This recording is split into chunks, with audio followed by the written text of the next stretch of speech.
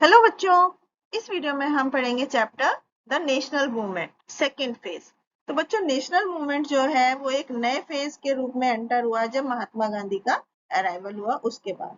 तो 2 अक्टूबर 1869 को पोरबंदर में गुजरात में महात्मा गांधी का जन्म हुआ था।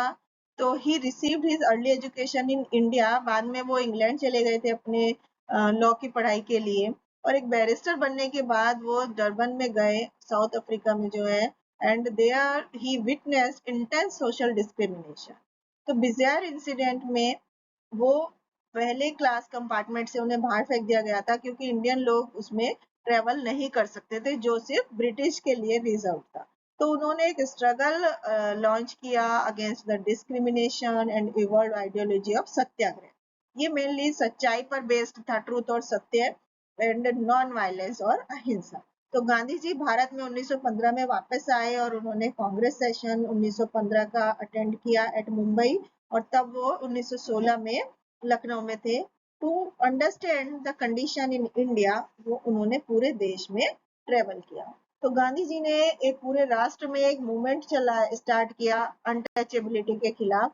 He called people of the so called lower caste, Harijan, lower caste और हरिजन और गोड्स चिल्ड्रन। उन्होंने कॉटेज इंडस्ट्री को बढ़ावा दिया बेस्ड ऑन खादी, जिसका मतलब था अचीविंग सेल्फ रिलायंस। छोटी छोटी इंडस्ट्री शुरू करी बहुत सारे गांव में। He tried to make the charkha popular. Early campaign. तो गांधी जी ने पॉलिटिक्स में अब एक शुरुआत कर दी थी, एक नई स्ट्रगल की। उनकी सोशल आइडियोलॉजी जो थी उसने पॉलिटिकल एक्टिविटीज में ताकत ला दी थी एंड मजबूत बना दिया था उनको, and made the national movement a mass. 1917 में गांधी जी चंपारण में, बिहार में इन्वॉल्व हुए, and it was the first movement. यहाँ पे वो उनको ये पता चला about the miserable condition of peasants, किसानों की खराब हालत के बारे में पता चला। Here peasants on indigo plantation were forced to sell indigo at price fixed by the European planter, जो कि बहुत कम थे प्राइस। 1918 में गांधी जी ने टेक्सटाइल मिल्स के वर्कर्स को लेड किया अहमदाबाद में against the mill owners. Gandhiji's firmness in his steady devotion to truth won him many followers, और जल्दी ही वो एक रेपुटेड लीडर बन गए नेशनलिस्ट मूवमेंट के। तो बहुत सारे मास मूवमेंट्स स्टार्ट किए गए उनके लीडरशिप में। इन मूवमेंट्स में थे जैसे peaceful defence of law, peaceful demonstrations. तो मोंटागु चेल्मस्फोर्ड रिफॉर्म्स 1919। तो पहले वर्ल्ड वार के बाद गवर्नमेंट ऑफ इंडिया का 1919 का रूल पास किया, जिसको कि मोनली मोंटागी चेल्मस्फोर्ड रिफॉर्म्स के नाम से जाना जाता है, जिसके कुछ इंपॉर्टेंट फीचर हैं कि सेंटर में दो हाउस होंगे, इंपेरियल लेजिस्लेटिव असेंबली और काउंसिल ऑफ स्टेट। तो जो इलेक्ट चुने गए मेंबर्स होंगे अब उनको मेजोरिटी मिलेगी इन बोथ द, जो जिनको दोनों हाउसेस से मेजोरिटी मिलेगी वो इसको बनेंगे। And legislature had virtually no control over the governor general, और इसकी एग्जीक्यूटिव काउंसिल पर उनका कोई वर्चुअली कंट्रोल नहीं होगा। दूसरी तरफ central government has unrestricted control over the principals government. Provincial government जो थी वो, उसमें ज्यादा पावर थी under the system of diarchy. तो इस सिस्टम में कुछ सब्जेक्ट्स जैसे कि फाइनेंस, लॉ, अदर, इनको रिजर्व सब्जेक्ट के तौर पर माना गया था, और जो remain under the control of governor. Rowlatt Act. तो गांधी जी ने सत्याग्रह कैंपेन शुरू किया against the suppressive act, to mobilise the लोगों को बड़े स्केल पर मोबिलाइज करने के लिए, लाने के लिए, सामने लाने के लिए उन्होंने 6 अप्रैल को सत्याग्रह डे का घोषित किया। एंड लोगों ने गांधी जी को सपोर्ट किया, और first half of the April में विटनेस स्ट्राइक, उन्होंने अनशन किया and demonstrate through out the country. फिर जलियांवाला बाग मैसेकर। तो 10 अप्रैल 1919 को दो नेशनल लीडर डॉक्टर सरीफुद्दीन खिचलू और डॉक्टर सत्यपाल जो थे वो पंजाब में अरेस्ट हो गए, लेकिन उनकी एंट्री से पंजाब में was considered dangerous by the government।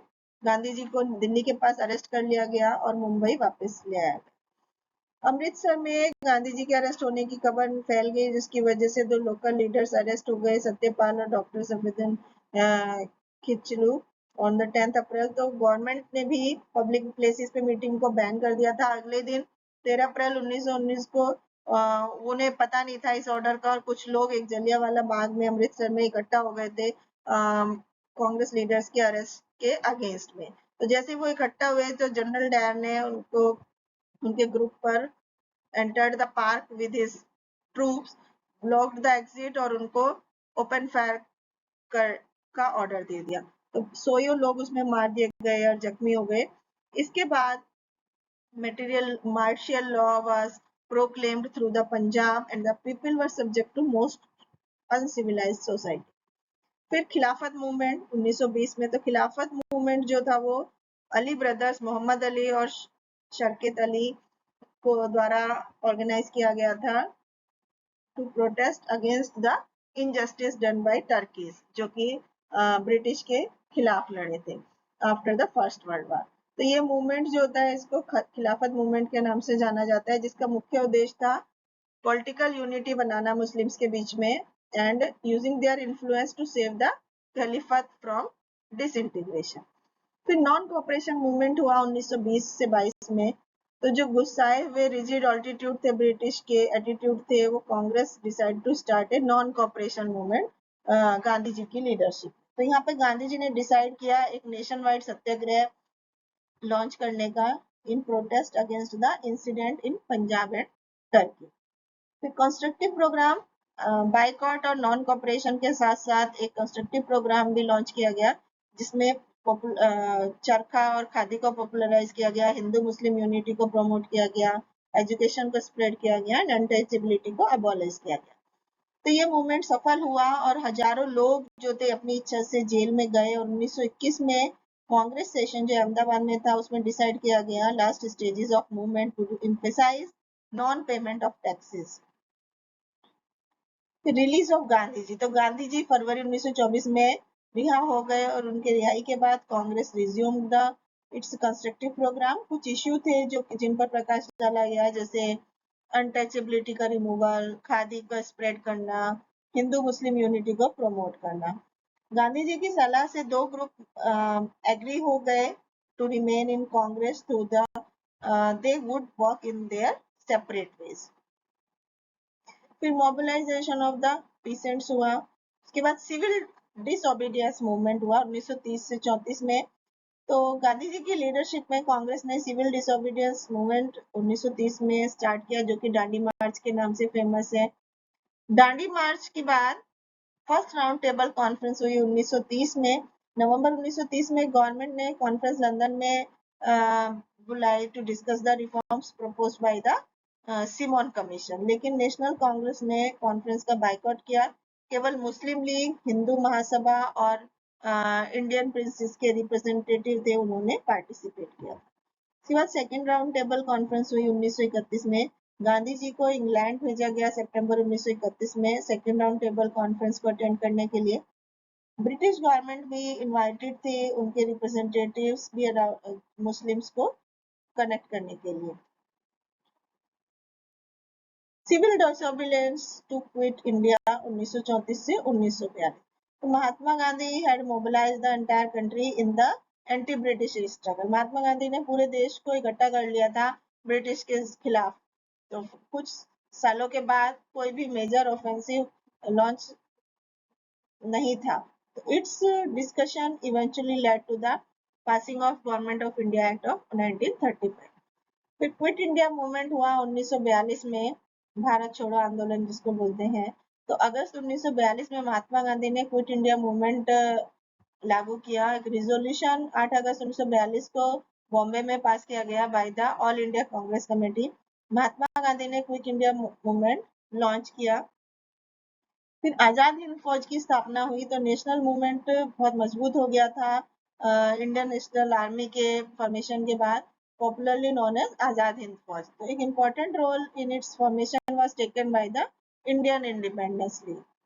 फिर independence and partition, Muslim league and the India princes ने मना कर दिया कॉन्स्टिट्यूशन असेंबली के साथ काम करने से। तो farmer steeped up its demand of the separate country for the Muslims. फिर टूवर्ड्स इंडिपेंडेंस, तो फरवरी 1946 में कैबिनेट मिशन भारत में आया। इट प्रेजेंटेड प्लान तो प्लान में इंटीरिम गवर्नमेंट फॉर्मेशन का प्लान था and convening of constituent assembly composed of member elected by the provincial leaders.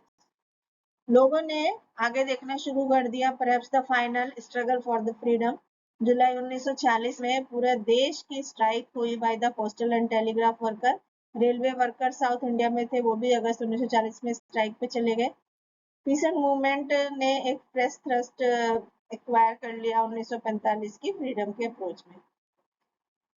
इसके बाद 15 अगस्त 1947 को India celebrated with Joy it's first day of freedom after लगभग 200 साल के ब्रिटिश रूल के बाद उन्होंने स्वतंत्रता का पहला दिन मनाया।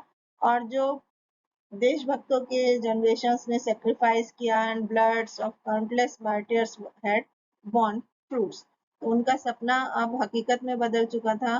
पंडित Jawaharlal Nehru became the first prime minister of India और 5 महीने के बाद इंडिपेंडेंस के India went to mourning again. 30 जनवरी 1948 को महात्मा गांधी जो फादर ऑफ नेशन थे, उनकी गोली मारकर हत्या हो गई और वो एक शहीद हो गए to cause of tolerance, equality and peace. Thank you.